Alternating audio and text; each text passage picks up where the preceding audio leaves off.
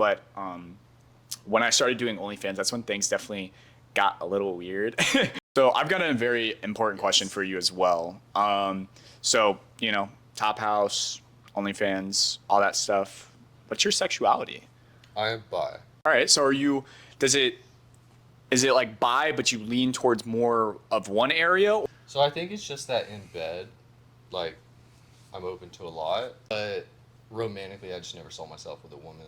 When did you kind of figure that out? Honestly, I knew it for a long time.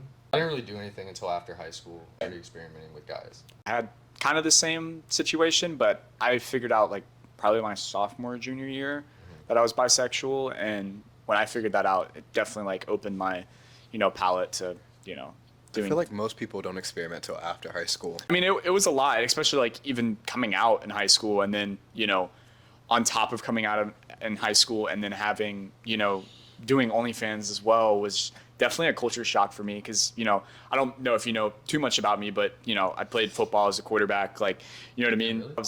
I won homecoming court every single year and I was like really, really popular. And then I came out and it didn't really change when I came out. A lot of people were still very supporting of who I was, especially like I was really scared to come out to like my football friends, but they all really supported me and it was just like, you do you type of thing. But when I started doing OnlyFans, that's when things definitely got a little weird. Football, like, cut you off at all?